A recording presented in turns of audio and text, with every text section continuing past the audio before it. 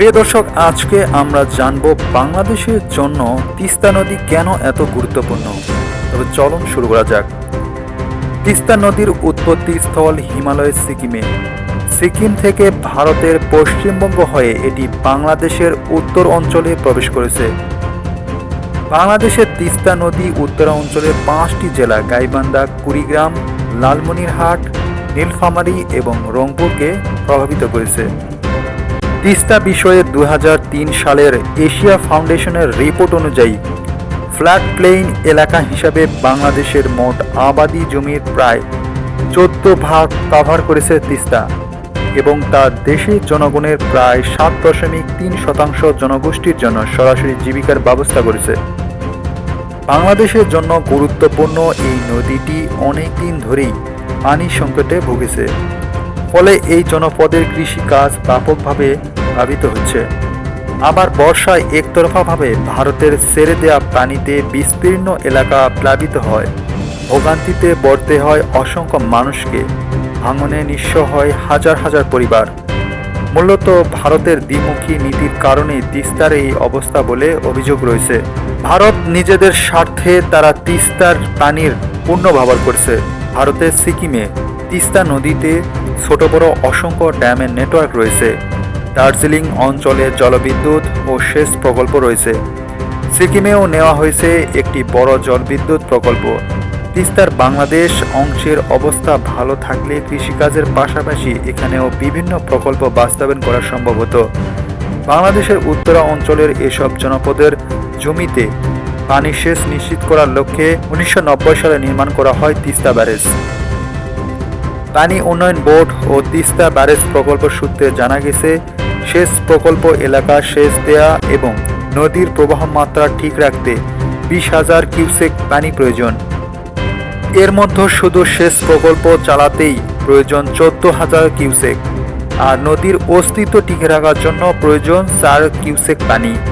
কিন্তু কয়েক বছর বাংলাদেশ তিস্তা ব্যারেজের সুবিধা নিতে পারলেও 1996 সালে শুষ্ক মৌসুমে ভারত একতরফাভাবে পানি প্রত্যাহার শুরু করে। হুমকির মুখে পড়ে তিস্তা সেচ প্রকল্প। গজলডোবায় পানি প্রত্যাহারের মাত্রা ডালিয়াকে সম্পূর্ণ অকার্যকর করে দেয়।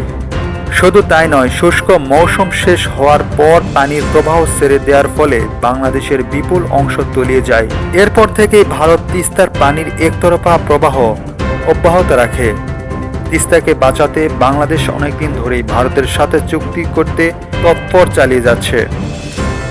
তবে এ বিষয়ে বাংলাদেশের আগ্রহ অনেক বেশি থাকলেও ভারতের নানা অজুহাত।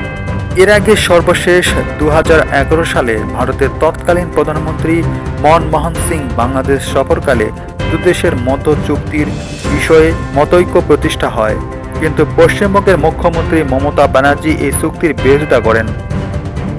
তবে এর আগে চীনা রাষ্ট্রদূত নীলফামারী ও লালমনিরহাটের ডালিয়ায় তিস্তা ব্যারেজ ও তিস্তার অববাহিকা পরিদর্শনে গিয়েছিলেন।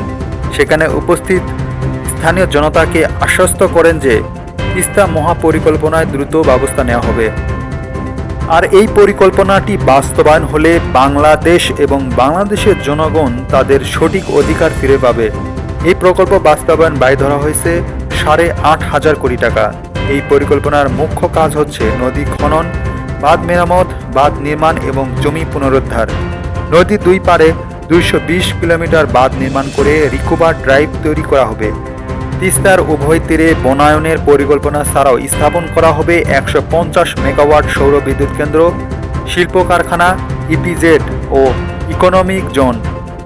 মহাপরিকল্পনার অংশ হিসাবে তিস্তার দুই পারে স্যাটেলাইট শহর গড়ে তোলার কথাও ভাবছেন। সেখানে থাকবে হোটেল, মটেল, রেস্তোরাঁ ও পর্যটন কেন্দ্র।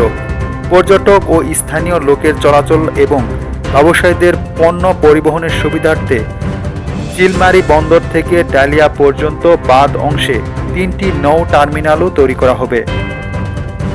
ভারত বাংলাদেশ সীমান্তের ভাটি থেকে তিস্তা যমুনার মিলনস্থল পর্যন্ত নদীর বর্তমান প্রস্থ কমিয়ে 700 থেকে 1000 মিটারের মতো সীমাবদ্ধ করা হবে এবং নদীর গভীরতা বাড়িয়ে 10 মিটার করা হবে।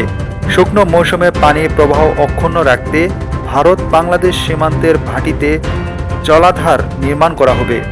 এই পরিকল্পনায় বাস্তবায়ন সম্ভব হলে রংপুর লালমনিরহাট, নীলফামারী, গাইবান্ধা ও কুড়িগ্রাম জেলায় অর্থনৈতিক কর্মকাণ্ড বৃদ্ধি পাবে এবং তিস্তা পাড়ের মানুষের জীবনমান কিছুটা হলেও সমৃদ্ধ হবে। পরবর্তী ভিডিওর জন্য আমাদের চ্যানেলটিকে সাবস্ক্রাইব করে সাথে থাকুন।